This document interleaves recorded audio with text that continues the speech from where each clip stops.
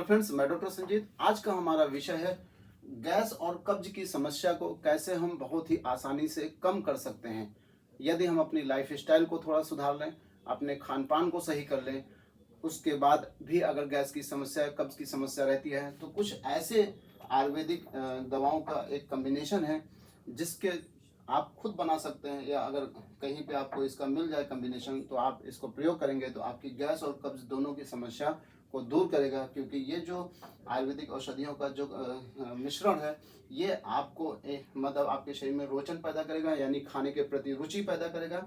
आपके शरीर में दीपन यानी जो डाइजेस्टिव फायर होते हैं वो बढ़ेंगे, जिससे आपको भूख लगेगी, और जब भूख लगेगी तो उसके बाद पाचन क्रिया हमारी मजबूत होगी, और उसके साथ साथ हमारे वात का अनुलोमन होगा, जिसकी वजह से हमारा जो डाइजेस्टिव सिस्टम है वो बिल्कुल नॉर्मल तरीके से काम करेगा।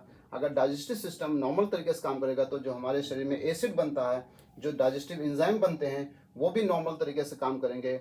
उसकी वजह से क्या होगा, हमें गैस और कॉन्स्टिपेशन की समस्या नहीं बनेगी या हमें कम हो जाएगी। तो आज हम देखेंगे कि डाइजेस्टिव सिस्टम एक्चुअली होता क्या है।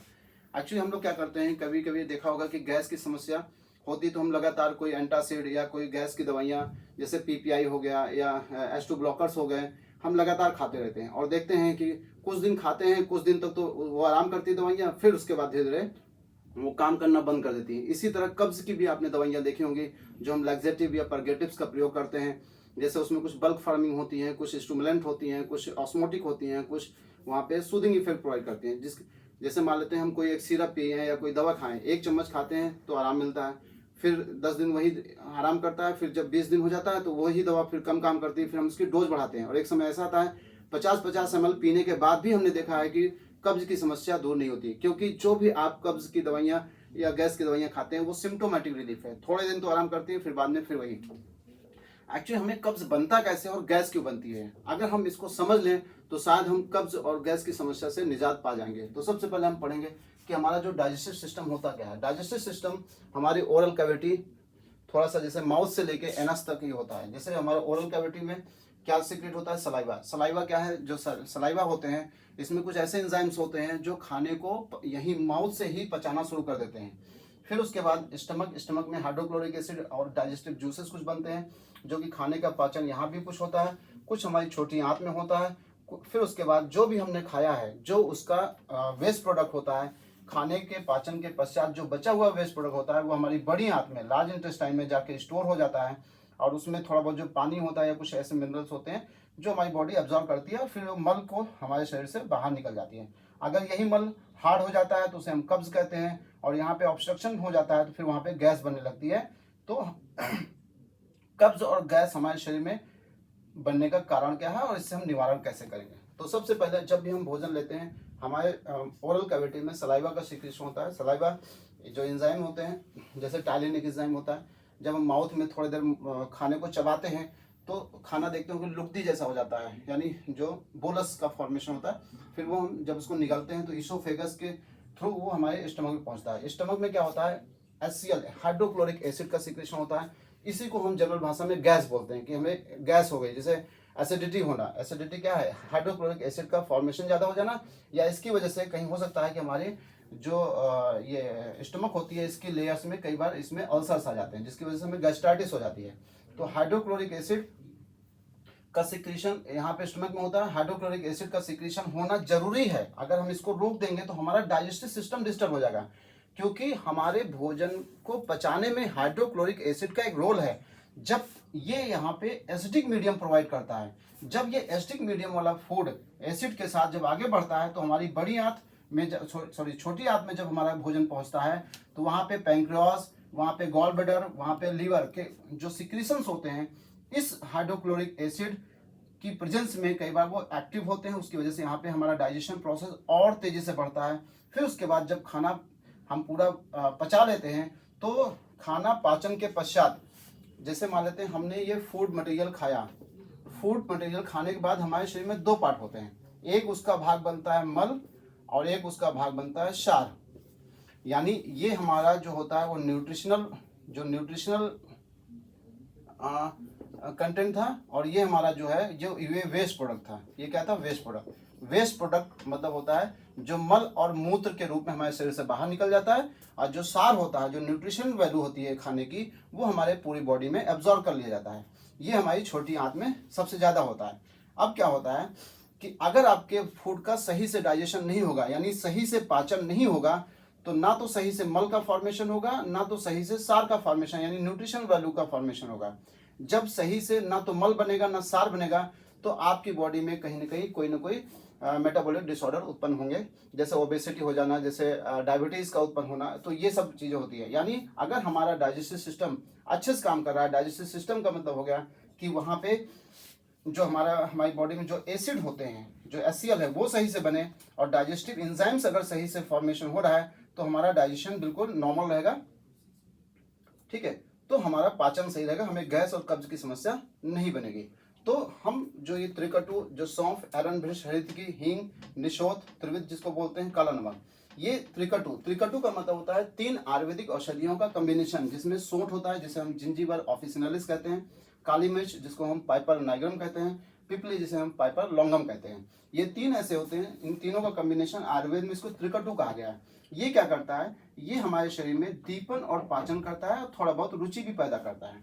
रोचन का मतलब होता है रुचि का मतलब होता है खाने के प्रति हमारा मतलब लगाव। जैसे हमारे सामने कोई खाना रखा है, हम लोग क्या कहते हैं कि खाने का भी मन नहीं है, इसका मतलब आपकी रुचि नहीं है, या हमने मुंह में भोजन रखा, हमको टेस्ट नहीं अच्छा लगा, तो हम लोग कहते हैं नहीं खाएंगे। तो अगर आप त्रिकटु और उसके साथ काला नमक का कॉम्बिनेशन आप देखते हैं, तो ये हमारे शरीर में रोचन पैदा करता है, रुचि। हमारे जब हमें अच्छा लगेगा खाने में, तभी तो हमारे पाचन शक्ति मतलब पाचन क्रिया शुरू होगी। तो ये तीनों, ये त्रिकटु और काला नमक, ये जो होता है रुचि पैदा करता है, उसके साथ साथ दीपन और पाचन करता है। दीपन का मतलब होता है जो डाइजेस्टिव फायर हमारे शरीर में, डाइजेस्टिव फायर, दीपन का मतलब होता है डाइजेस्टिव फायर। डाइजेस्टिव फायर क्या होते हैं?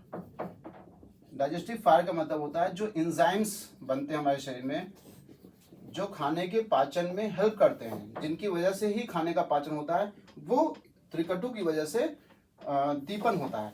तो जब एंजाइम्स बनना शुरू होंगे तो हमें भूख बढ़ेगी, जिसके बुभुक्षा कहते हैं आयुर्वेद में, अगर आप देखेंगे तो, यानी हमें भूख बढ़ेगी। एक तो रुचि पैदा कर रहा है, ऊपर से हमें भूख बढ़ा रहा है।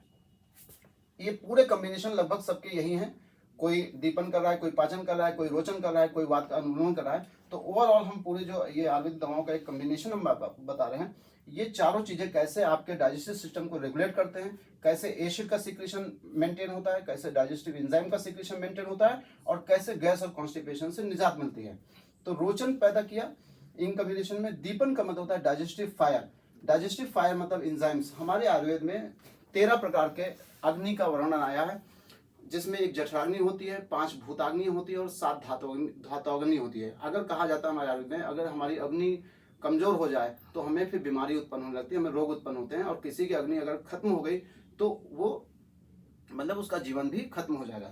तो डाइजेस्टिव जूसेस या मतलब जो ये अग्नियों का इतना मतलब ब्रॉड हमारे आयुर्वेद में इसका वर्णन है। तो जब तक डाइजेस्टिव एंजाइम सही से आपके नहीं सीक्रेट होंगे, तब तक आपकी भोजन का डाइजेशन सही नहीं होगा। अगर डाइजेशन यानी अगर पाचन ही नहीं सही हुआ, तो फिर आपको कब्ज और गैस की समस्या तो बनेगी। ठीक है, तो अब क्या है पाचन का मतलब था जो हमने खाया वो पूर्ण रूप से उसका मल बन जाए और पूर्ण रूप से सार बन जाए, यानी मल अलग बन जाए और सार मतलब न्यूट्रिशन हमारे बॉडी को मिल जाए, और जो मल वेस्ट प्रोडक्ट बना है वो हमारे शरीर से बाहर चला जाए। और उसके बाद आता है वात का अनुलोमन। अब जो मल बनता है हमारे शरीर में, वो हमारे शरीर से बाहर कैसे जाएगा, वो होता है वात का काम। वात जो होती है हमारे शरीर से मल को शरीर से बाहर निकालती है। इसीलिए आयुर्वेद में कहा गया है जो हमारी बड़ी आंत होती है वात का स्थान होती है। तो वात का अनुलोमन, यानी इसमें जो कुछ ऐसी औषधियां हैं जो वात का अनुलोमन करती हैं, यानी जो मल बना है शरीर से उसको आराम से बाहर निकाल दे। तो ये ओवरऑल इन सारी औषधियों का कॉम्बिनेशन का एक रिजल्ट होता है। सौंफ भी क्या करती है, दीपन करती है। आपने देखा होगा जब हम लोग होटलों में जाते हैं तो वहाँ पे सौंफ के साथ थोड़ा मिश्री भी दिया जाता है। क्यों दिया जाता है?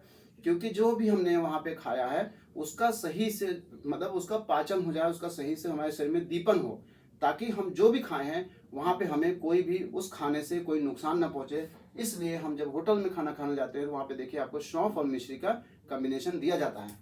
तो एरंड भृश हरितकी जो होती है वो रसायन होती है। और एरंड शहद की जब मिक्स हम लोग करते हैं तो इससे हमारे शरीर में वात का अनुलोमन होता है। और वात का अनुलोमन मतलब मल को पूर्ण रूप से हमारे शरीर से धीरे धीरे बाहर निकालना। हींग हींग के बारे में आपने देखा होगा बचपन में, जब कोई बच्चे को पेट फूल जाता है, बच्चे के पेट में दर्द होता है, जब पेट फूल जाता है तो माँ क्या करती हैं, या तो उसको थोड़ा सा हींग का पानी पिला देती हैं या उसके नाभि पे हींग को हल्का सा लेप कर देती हैं, तो बच्चे को तुरंत पेट में दर्द में आराम मिल जाता है। और उसका जो पेट में गैस होती है वो या तो माउथ से या तो बड़ी आंत से निकल जाता है। तो हींग जो होता है ये भी दीपन करता है और ये भी वात को अच्छे से हमारे शरीर में मतलब बाहर करता है, शूल का प्रशमन करता है, यानी जो पेट में दर्द होता है, जो पेट में मरोड़ होती है उसको कम कर देता है। निशोथ निशोथ इसमें जो कार्य है, निशोथ हम त्रिविध भी कहते हैं, ये जो होता है इसका जो वर्णन आयुर्वेद में वो है सुख विरेचना नाम। सुख विरेचन यानी विरेचन का मतलब होता है मतलब परगेशन, यानी पेट से लैट्रिन मतलब जो बड़ी आंत है उससे लैट्रिन को बाहर निकालना, या किसी भी आशय से वहां से किसी भी मल को बाहर निकाल देना विरेचन कहलाता है। तो सुख विरेचन यानी आपने देखा होगा कभी भी हम लोग कोई ऐसे कब्ज के लिए कोई ऐसी औषधि खा लेते हैं जिसकी वजह से देखा पेट में मरोड़ पैदा हो जाती है। कई बार आपने देखा होगा कि हमने दवा खाई पेट साफ करने के, पेट में मरोड़ पैदा हो गई, पेट में खड़बड़ाहट पैदा होती है, वहां पे अजीब सा पेट में फील होता है, फिर हमें एकदम से भागना पड़ता है मोशन के लिए। तो जो त्रिविध होता है वो सुख विरेचन यानी बहुत ही आसानी से बहुत ही प्यार से आपके बड़ी आंत से मल को शरीर से बाहर निकाल देता है, पेट में मरोड़ नहीं पैदा करता है, सुखपूर्वक पेट को साफ कर देता है। ठीक है। और त्रिविध, उसके बाद है काला नमक। इसके साथ आप इसमें चाहे थोड़ा बहुत सनाई का प्रयोग कर सकते हैं, इसके साथ आप इसमें सेंधा नमक का भी प्रयोग कर सकते हैं, और भी आप इसमें कम ज़्यादा चीज़ें कर सकते हैं अकॉर्डिंग टू योर नीड।